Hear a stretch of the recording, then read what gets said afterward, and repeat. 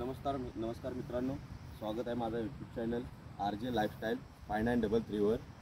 आज आपण पाहत आहे किती खतरनाक वातावरण आहे बघा।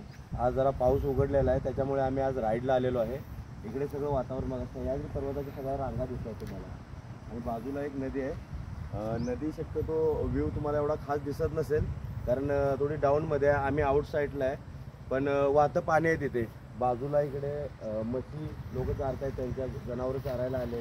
साईडला मुलं आहेत छोटी छोटी, पाण्यामध्ये पोहतायत, त्याच्यानंतर कपडे वाळत घालतायत, जीवनाचा आनंद घेत आहेत। लहान मुलांची एन्जॉय बघा, म्हणजे आपलंसुद्धा लहानपण होतं की असंच निघून गेलेलं होतं आपलं, पण आता आपण ते दिवस निघून गेले। आता त्या दिवसाला आपण परत फक्त मिस करू शकतो, बाकी काहीच करू शकत नाही। त्याच्यानंतर बघा इकडे या साईडला किती मोठ्या मोठ्या पहाड आहेत, डोंगर झाडी, पूर्ण हा सह्याद्री पर्वत डोंगर झाड्याने असा व्यापलेला आहे। पूर्ण व्ह्यू बघा,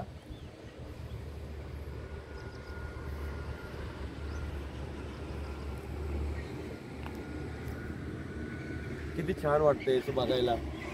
आणि पाऊस आता 2 दिवस झाला आता गेले थांबल्यामुळे एवढं मस्त वाटतं इकडे पाहायला आपल्याला, म्हणून आज आम्ही म्हणलं एक राईड करूया। आता राईडचा प्लॅन, आम्ही आता सातारवरून आलो आहे आणि जस्ट कुंभारली घाटामधून ह्या साईडून खाली आलो आहे।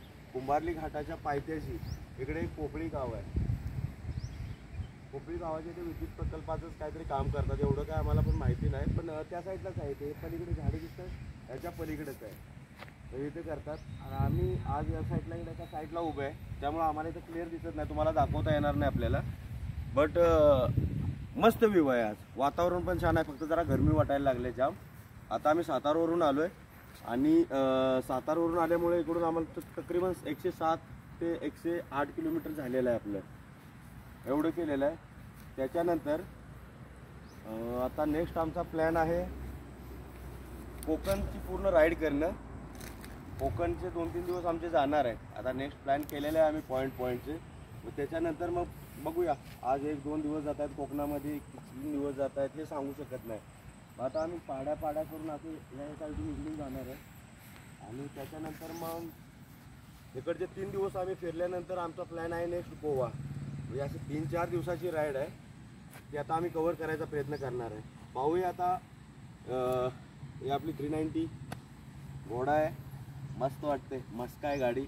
आतापर्यंत हिने आपल्याला धोका दिला नाही, रिझल्ट चांगला आहे त्या गाडीचा आणि मी सजेस्ट करेन लॉंग टूरसाठी गाडी बेस्टच आहे। फक्त आनंद घेणारा पाहिजे, करणारी करतात। कुठल्याही गाडीवर तुम्ही करायचं म्हटलं तर स्प्लेंडरवर पण करू शकता, पण मोठी गाडी असली जरा लॉंग रूटला आपल्याला फायदा होतो त्याचा, बाकी काही नाही आहे।